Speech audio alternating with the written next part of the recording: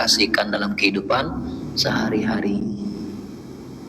Itu baru ilmunya berkah. Ilmunya berkah itu baru. Nah kalau sudah mendapat berkah, hidup itu jadi bahagia. Bahagia hidup kita. Kenapa bahagia? Berkah. Apa tanda umur itu berkah? Tandanya Pak, umur kita berkah tuh. Hidupnya banyak manfaat. Itu berkah waktu itu. Khairun nas anfa'uhum linnas. Sebaik-baik di antara kalian adalah orang yang paling banyak manfaat hidupnya. Nah, bagi kita seorang ibu, apa yang paling bermanfaat kepada anak dan suaminya? Jadilah istri yang solehah, yang patuh dengan perintah suami. Suami yang soleh, bukan namanya soleh, suami yang perilakunya soleh. Karena ada orang yang namanya soleh tapi akhlaknya tidak soleh, itu tidak wajib kita patuh. Tapi kalau dia menyuruh kebaikan walaupun dia belum soleh, wajib kita ngikuti. Jadi ada cerita dari salah satu jemaah, ada seorang ibu-ibu yang meninggal sudah 15 tahun yang lalu. Ketika itu ada ingin pelebaran jalan, ternyata pelebaran jalan itu makan tempat makam itu. Akhirnya makam itu dibongkar. Begitu makam itu dibongkar, terbongkarlah makam seorang ibu yang sudah 15 tahun yang meninggal dunia, masih utuh tubuhnya, harum, kemudian kafannya masih putih bersih seperti orang baru mati kemarin. Nah, ditanyalah oleh warga situ, siapakah yang meninggal ini? Apakah dia seorang ustazah? Bukan. Apakah dia penghafal Quran? Bukan. Apakah dia seorang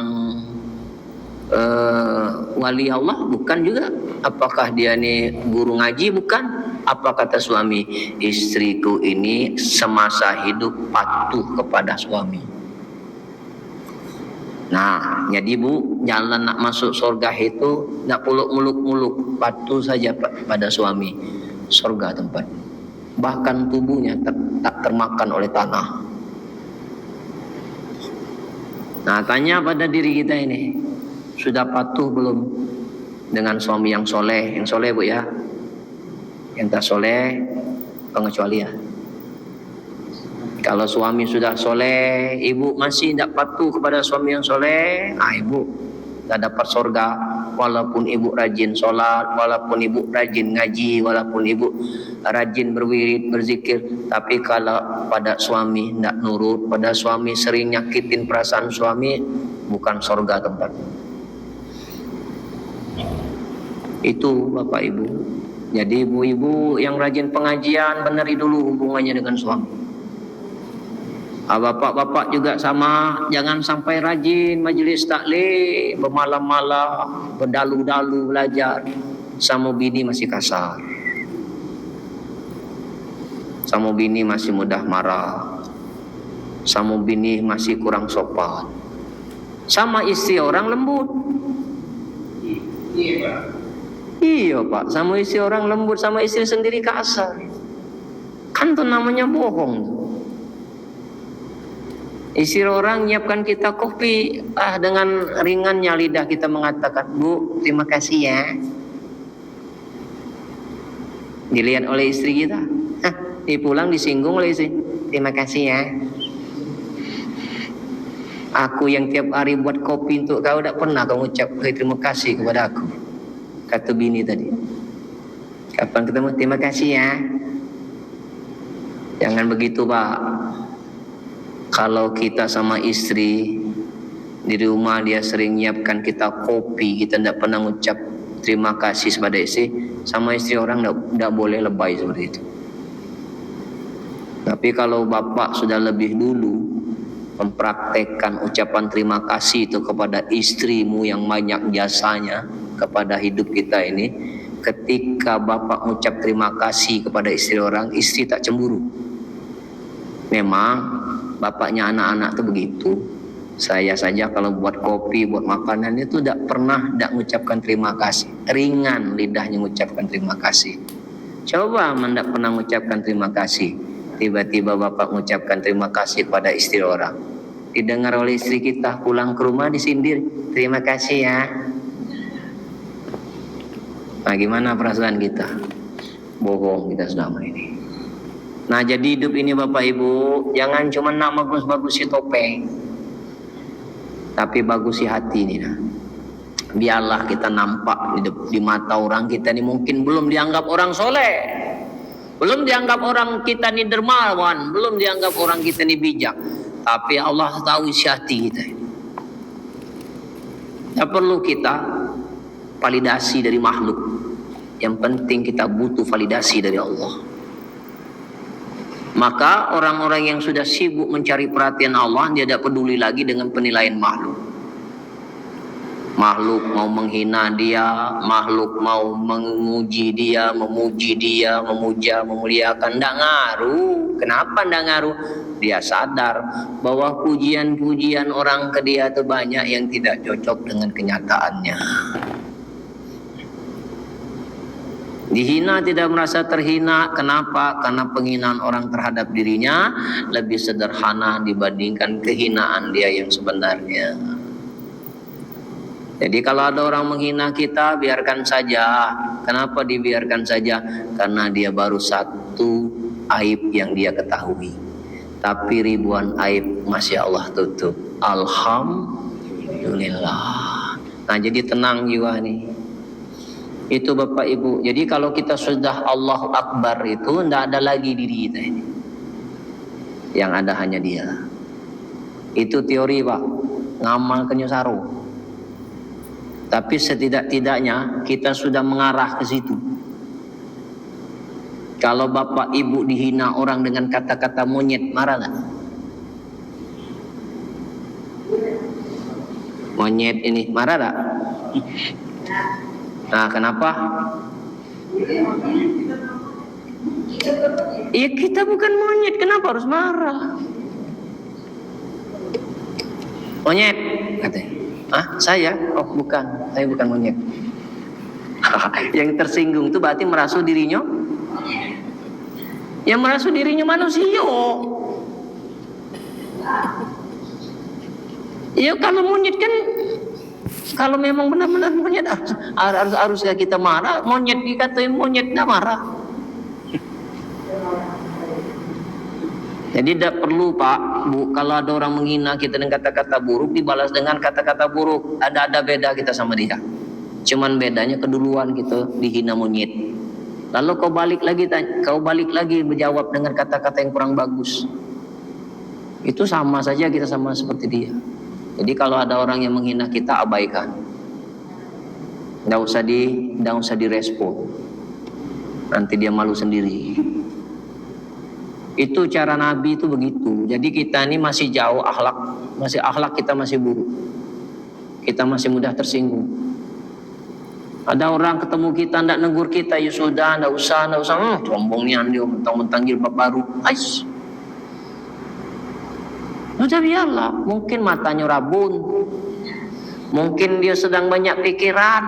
Orang kalau sudah banyak pikiran, Pak, ketemu kita di jalan tidak nge dia. Kenapa? Banyak masalah hidup dia itu, hutang belum terbayar, dikejar-kejar leasing, ini otaknya tidak nyambung. Jadi tidak usah banyak buruk sangka saja, perbaik sangka saja, mungkin dia banyak masalah. Gitu Pak, hidup ini. Kalau Bapak Ibu sudah menyisihkan dunia itu dari hati, Bapak Ibu dijamin bisa bahagia. Karena kebahagiaan itu adalah mengosongkan sesuatu selain Allah, kecuali Allah di hati kita. Hasbi Rabbi, ja'alallah ma fi qalbi ghairullah. Nah, hidup bersama Allah itu bahagia. Bahagia apa yang Bapak Ibu sekarang ini masih dirasakan? Ayo, apa yang masih Bapak Ibu rasakan sekarang? Semua kebahagiaan yang Bapak Ibu rasakan selama ini sudah berangsur-angsur menipis. Apa yang paling sangat bahagia dalam hidup kita selama hidup ini? Pertama kali, apa? Ketika mendapat pekerjaan. Tamat kuliah, dapat pekerjaan. Aduh, bahagia betul, dapat pekerjaan, dapat gaji. Berapa tahun kau bisa merasakan kenikmatan bahagia dapat pekerjaan itu? Ujung-ujungnya jenuh kan? Apalagi nikah. Waktu nikah bahagialah kita setahun 2 tahun. Bini masih cantik. Begitu istri kita lah umur 60, masih ada tak bahagia seperti kita dulu baru bertemu sama istri kita? Sudah menipis bahagia. Tak lesu. Tak katik gairah. Tanya sama bapak-bapak yang tak percaya. Mana bahagianya itu? Terkikis pak, dimakan waktu. Apalagi bahagia dapat anak.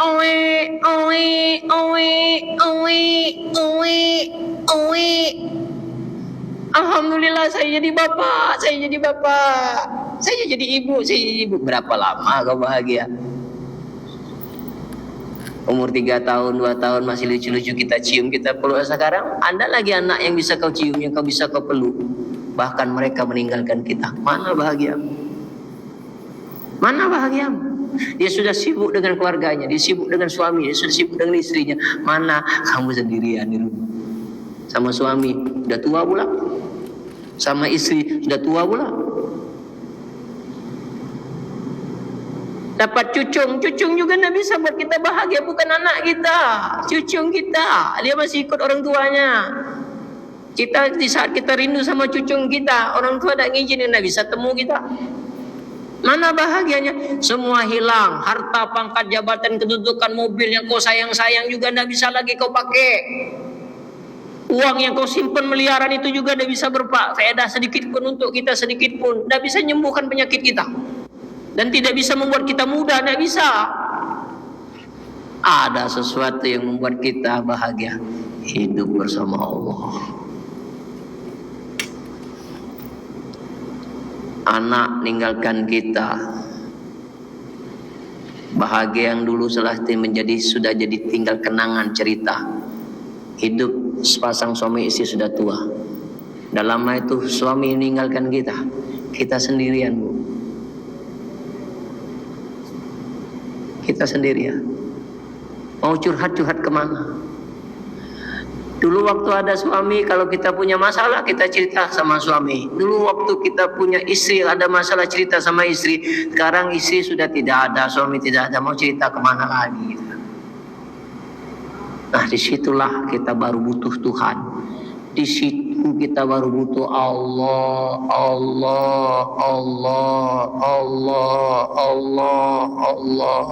Kata Allah, kenapa tidak dari dulu kau ingat aku? Tidak semenderita ini yang akan kau alami dalam hidupmu itu. Nyambung tidak Bapak Ibu? Saya berceritanya sesuai dengan pandangan mata batin saya. Walaupun saya belum bisa mengalami hal yang demikian, nanti suatu saat kita akan berada pada fase itu. Sudah ada kan yang berada dalam fase itu? Sudah. Nah,